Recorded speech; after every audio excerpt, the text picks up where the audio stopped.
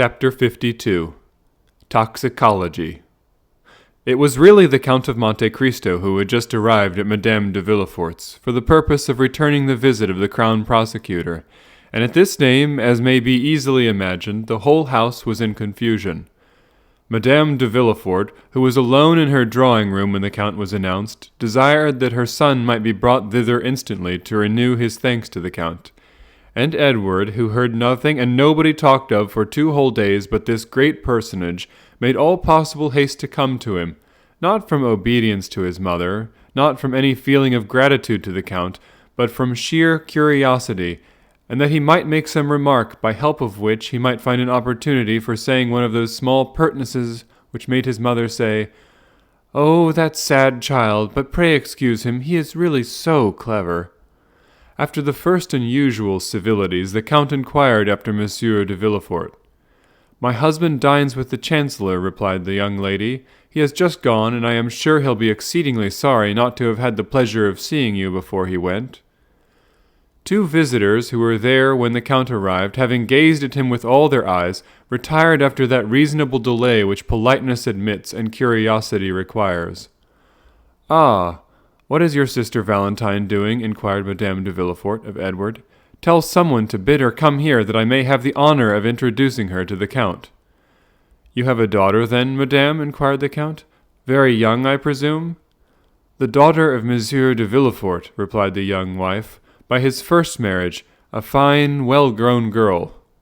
"But melancholy," interrupted Master Edward, snatching the feathers out of the tail of a splendid parrot that was screaming on its gilded perch in order to make a plume for his hat. Madame de Villefort merely cried, "Silence, Edward!" She then added, "This young madcap is, however, very nearly right, and merely re-echoes what he has heard me say with pain 100 times. For Mademoiselle de Villefort is, in spite of all we can do to rouse her, of a melancholy disposition and taciturn habit, which frequently injure the effect of her beauty. But what detains her? Go, Edward, and see." "Because they are looking for her where she is not to be found." "And where are they looking for her?" "With Grandpa Noirtier." "And do you think she is not there?" "No, no, no, no, she is not there," replied Edward, singing his words. "And where is she, then? If you know, why don't you tell?" "She is under the great chestnut tree," replied the spoiled brat, as he gave, in spite of his mother's cries, live flies to the parrot, who appeared to relish such small deer exclusively. Madame de Villefort stretched out her hand to ring, intending to direct her waiting maid to the spot where she would find Valentine, when the young lady herself entered the apartment.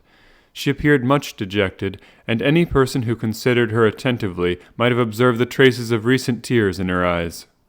Valentine, whom we have in the rapid march of our narrative presented to our readers without formally introducing her, was a tall and graceful girl of 19 years of age, with bright chestnut hair, deep blue eyes, and that languishing air so full of distinction which characterized her mother.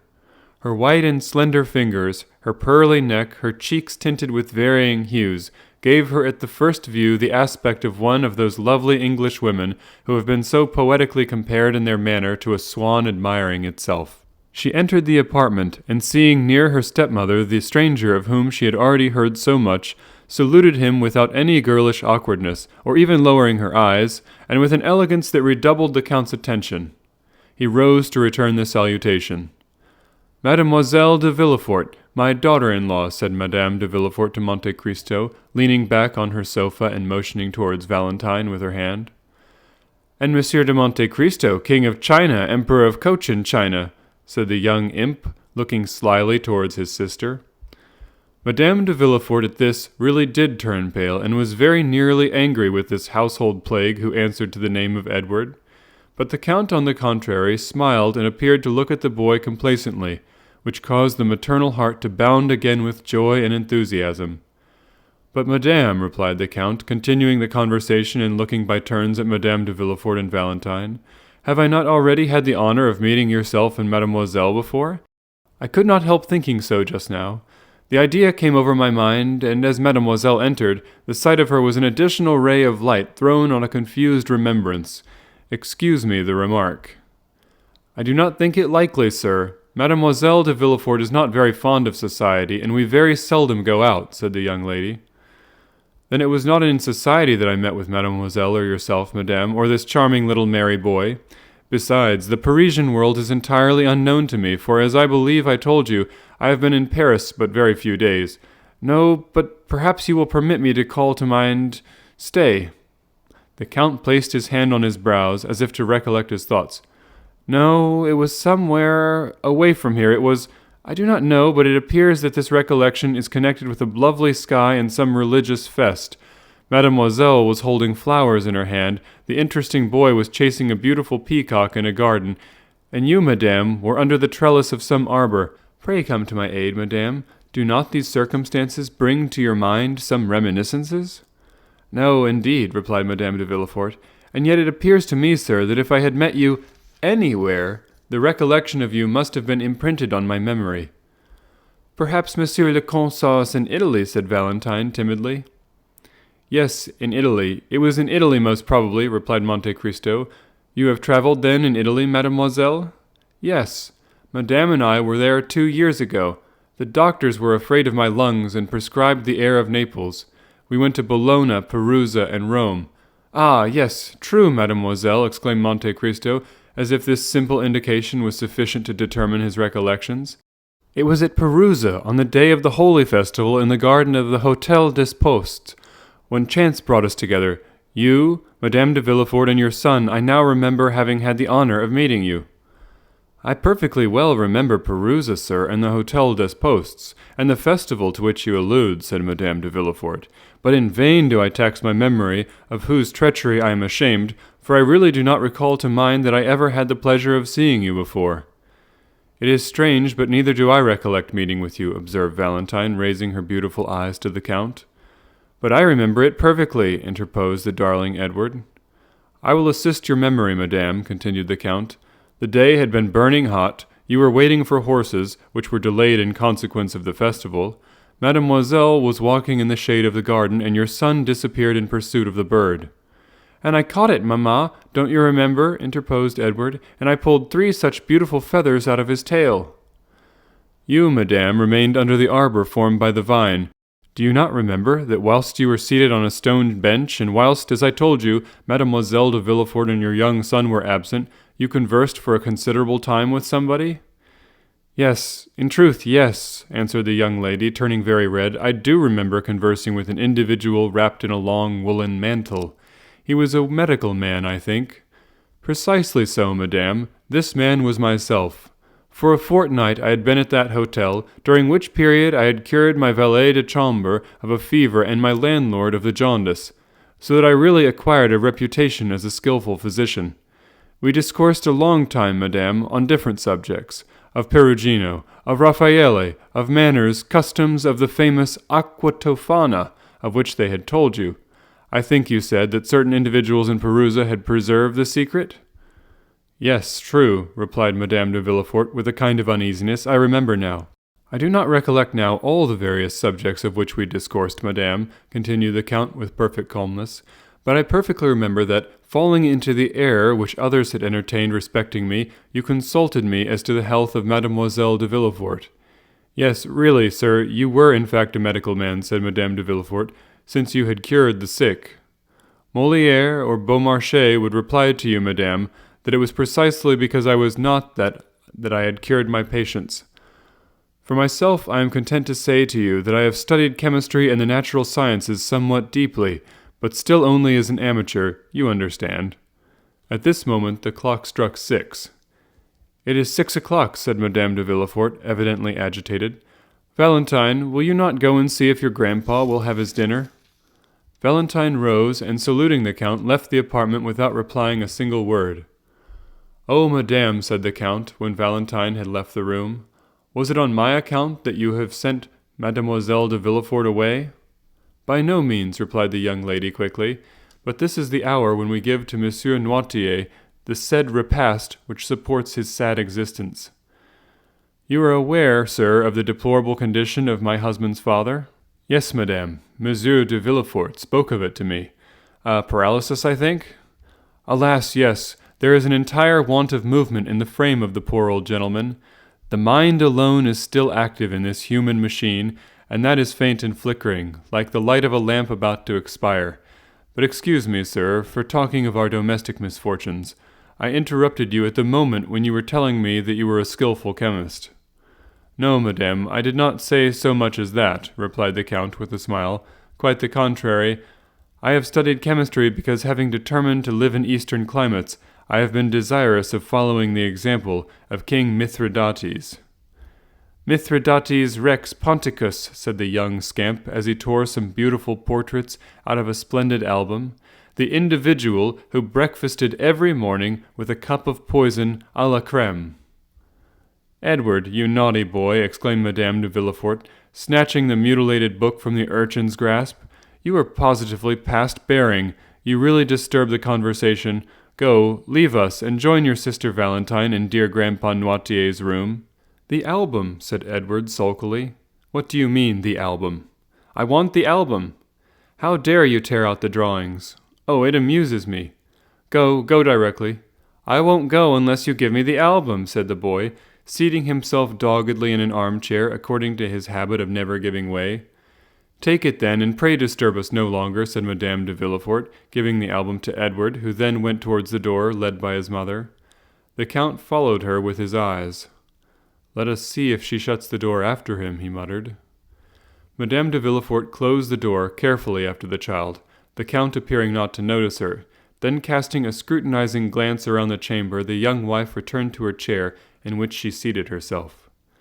"Allow me to observe, madame," said the Count, with that kind tone he could assume so well, "you are really very severe with that dear clever child." "Oh, sometimes severity is quite necessary," replied Madame de Villefort, with all a mother's real firmness. It was his Cornelius Nepos, a Roman biographer, that Master Edward was repeating when he referred to King Mithridates, continued the Count, and you interrupted him in a quotation which proves that his tutor has by no means neglected him, for your son is really advanced for his years. "The fact is, Monsieur le Comte," answered the mother, agreeably flattered, "he has great aptitude and learns all that is set before him. He has but one fault. He is somewhat willful. But really, on referring for the moment to what he said, do you truly believe that Mithridates used these precautions, and that these precautions were efficacious?" "I think so, madame, because I who now address you have made use of them, that I might not be poisoned at Naples, at Palermo, and at Smyrna.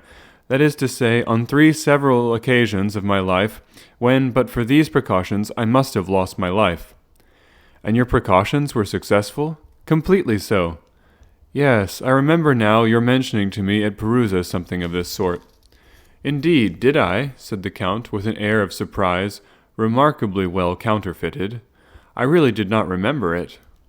"I inquired of you if poisons acted equally and with the same effect on men of the north as on men of the south, and you answered me that the cold and sluggish habits of the north did not present the same aptitude as the rich and energetic temperaments of the natives of the south." "And that is the case," observed Monte Cristo. "I have seen Russians devour, without being visibly inconvenienced, vegetable substances which would infallibly have killed a Neapolitan or an Arab." "And you really believe the result would be still more sure with us than in the East, and in the midst of our fogs and rains a man would habituate himself more easily than in a warm latitude to this progressive absorption of poison?" "Certainly, it being at the same time perfectly understood that he should have been duly fortified against the poison to which he had not been accustomed." "Yes, I understand that. And how would you habituate yourself, for instance, or rather, how did you habituate yourself to it?" "Oh, very easily. Suppose you knew beforehand the poison that would be made use of against you. Suppose the poison was, for instance, brucine." "Brucine is extracted from the Brucia ferruginea, is it not?" inquired Madame de Villefort. "Precisely, madame," replied Monte Cristo, "but I perceive I have not much to teach you. Allow me to compliment you on your knowledge. Such learning is very rare among ladies."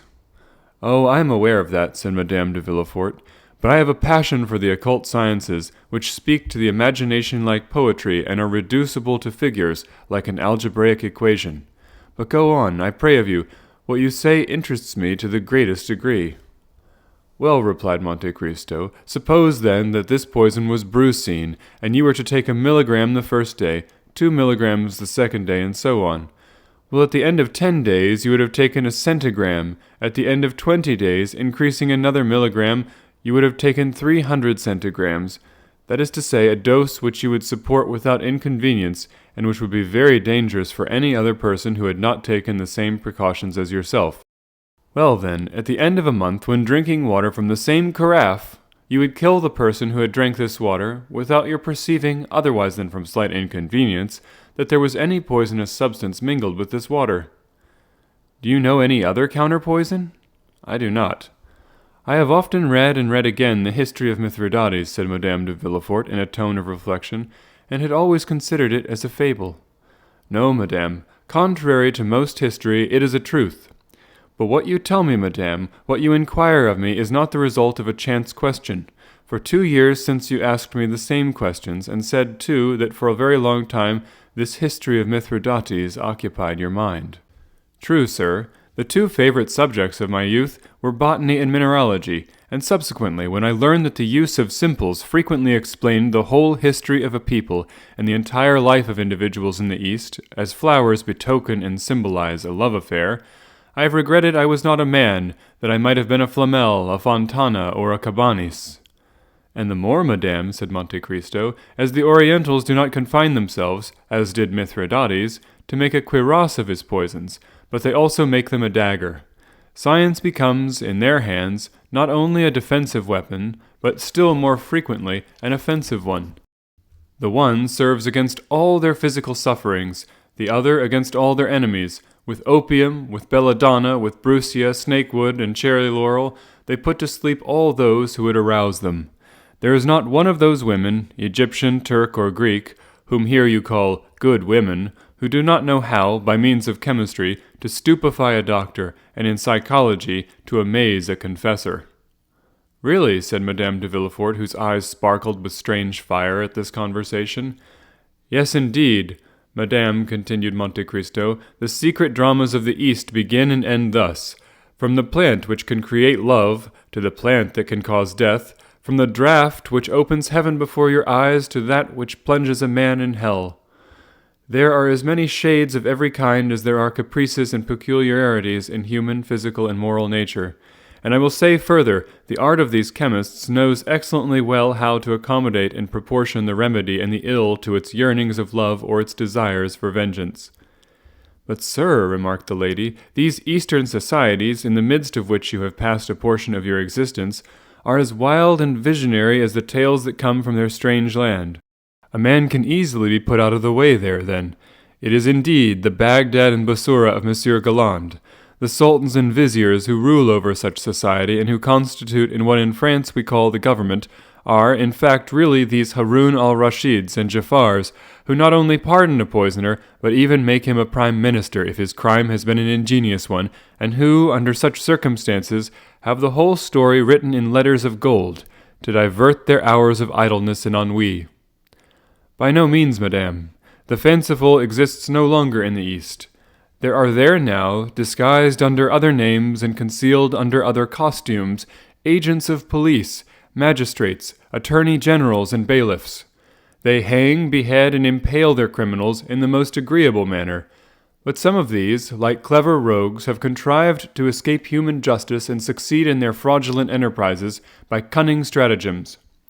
Amongst us, a simpleton, possessed by the demon of hate or cupidity, who has an enemy to destroy, or some near relation to dispose of, goes straight to the grocers or druggists, gives a false name, which leads more easily to his detection than his real one, and purchases, under a pretext that the rats prevent him from sleeping, 5 or 6 penny worth of arsenic.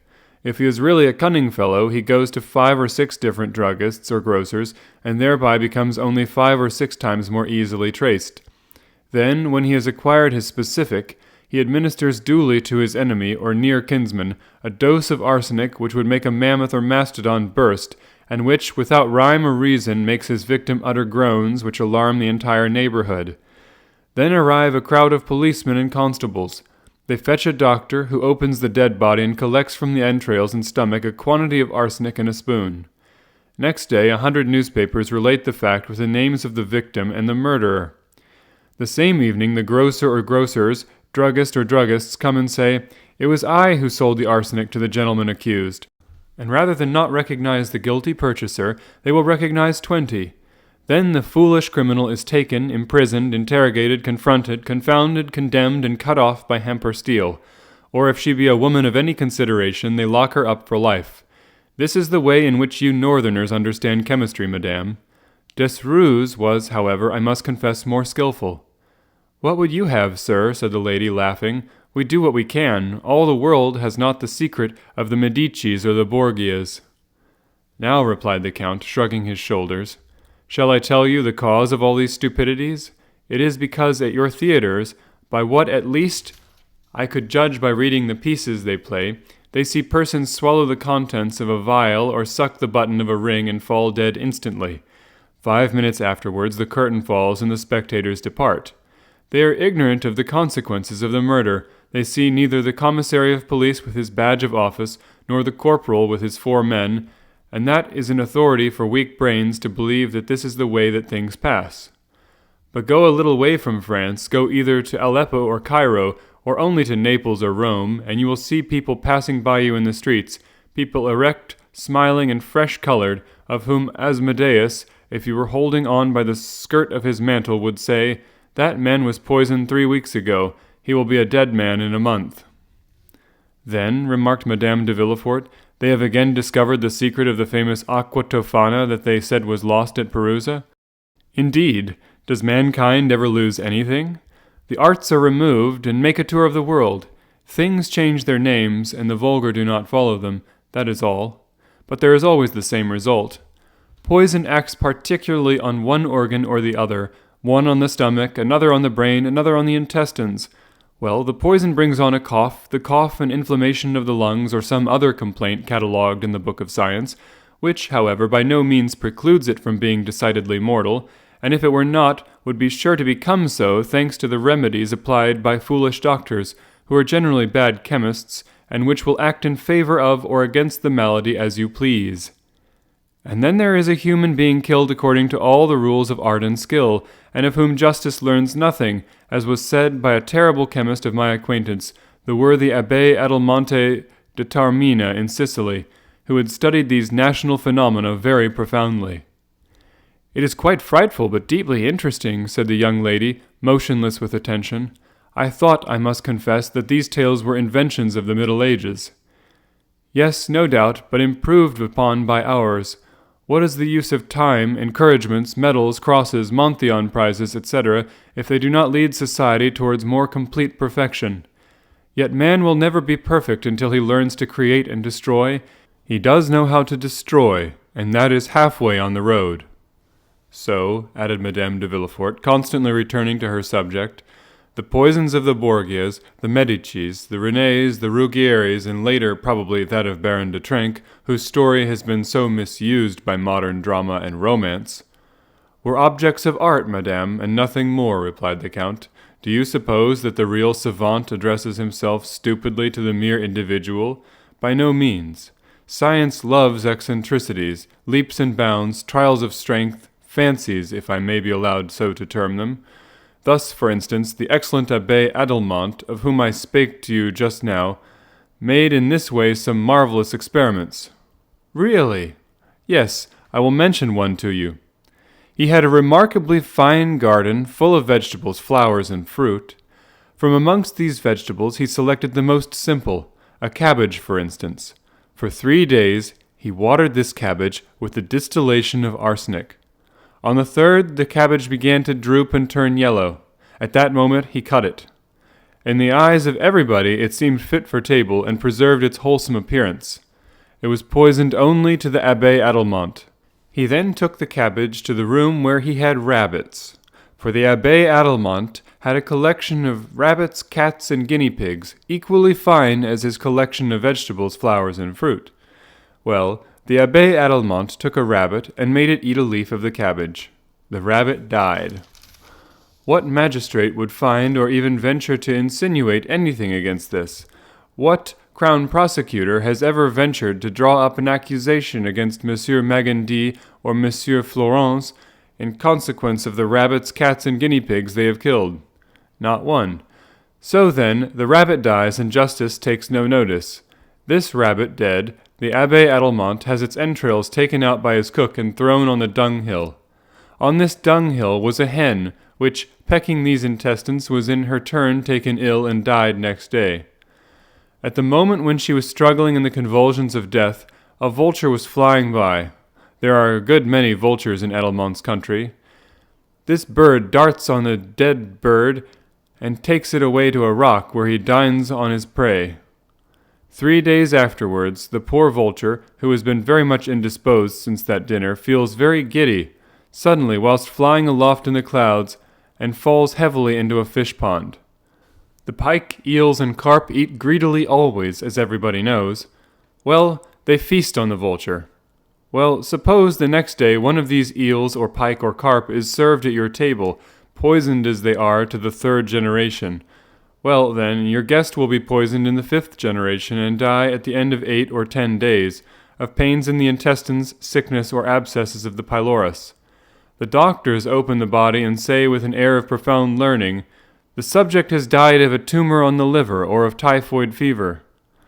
"But," remarked Madame de Villefort, "all these circumstances which you link thus one to another may be broken by the least accident. The vulture may not pass at the precise moment, or may fall 100 yards from the fish-pond. Ah, this it is which is art. To be a great chemist in the East we must direct chance, and this is to be achieved." Madame de Villefort was deep in thought, yet listened attentively. "But," she exclaimed suddenly, "arsenic is indelible, indestructible. In what way soever it is absorbed, it will be found again in the body of the creature from the moment when it has been taken in sufficient quantity to cause death." "Precisely so," cried Monte Cristo, "precisely so, and this is what I said to my worthy Adelmont." He reflected, smiled, and replied to me by a Sicilian proverb, which I believe is also a French proverb. "My son, the world was not made in a day, but in 7. Return on Sunday." On the Sunday following I did return to him. Instead of having watered his cabbage with arsenic, he had watered it this time with a solution of salts having their basis in strychnine, strychnos colubrino as the learned term it.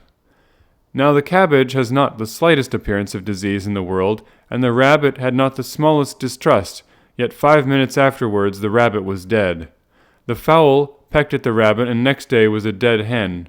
This time we were the vultures, so we opened the bird, and this time all particular symptoms had disappeared. There were only general symptoms. There was no peculiar indication in any organ. An excitement of the nervous system, that was it. A case of cerebral congestion, nothing more. The fowl had not been poisoned. She had died of apoplexy. Apoplexy is a rare disease amongst fowls, I believe, but very common amongst men. Madame de Villefort seemed more and more reflective. "It is very fortunate," she observed, "that such substances can only be prepared by chemists, for else, really, all the world would be poisoning each other." "By chemists and persons who have a taste for chemistry," said Monte Cristo carelessly. "And then," said Madame de Villefort, endeavoring by a struggle and with effort to get away from her thoughts, "however skillfully it is prepared, crime is always crime, and if it avoids human scrutiny, it does not escape the eye of God. The Orientals are stronger than we are in cases of conscience, and very prudently have no hell. That is the point." "Really, madame, this is a scruple which naturally must occur to a pure mind like yours, but which would easily yield before sound reasoning. The bad side of human thought will always be defined by the paradox of Jean-Jacques Rousseau, you know, the mandarin who is killed at 500 leagues' distance by raising the tip of a finger. Man's whole life passes in doing these things, and his intellect is exhausted by reflecting on them. You will find very few persons who will go and brutally thrust a knife in the heart of a fellow creature, or will administer to him, in order to remove him from that surface of the globe on which we move with life and animation, that quantity of arsenic of which we just now talked. Such a thing is really out of rule, eccentric or stupid.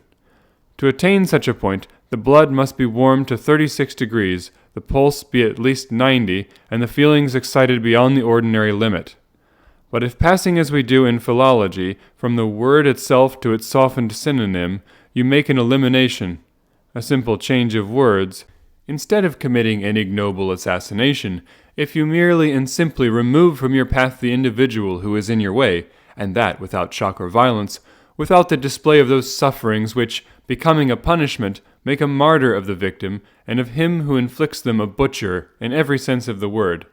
If there be no blood, no groans, no convulsions, and above all, that horrid and compromising moment of accomplishing the act, then one escapes the clutch of the human law, which says to you, "Do not disturb society."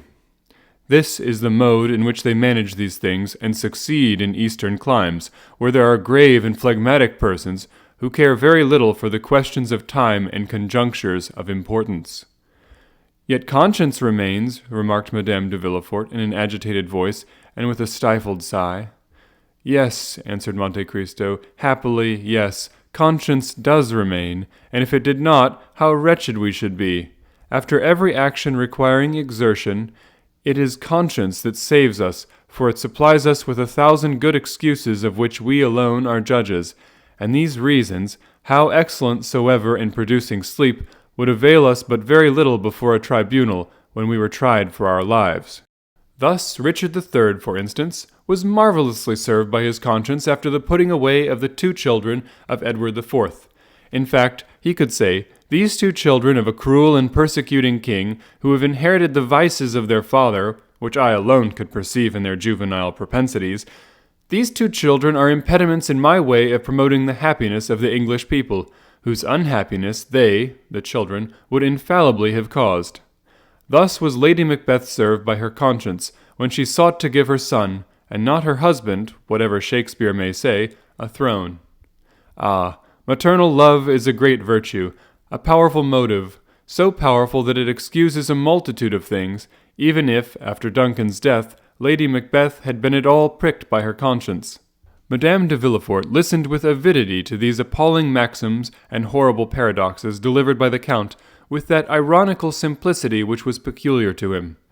After a moment's silence, the lady inquired, "Do you know," she said, "Monsieur le Comte, that you are a very terrible reasoner, and that you look at the world through a somewhat distempered medium? Have you really measured the world by scrutinies, or through alembics and crucibles?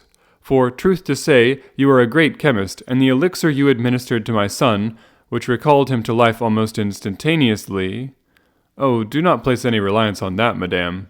1 drop of that elixir sufficed to recall life to a dying child, but 3 drops would have impelled the blood into his lungs in such a way as to have produced most violent palpitations. 6 would have suspended his respiration and caused syncope more serious than that in which he was.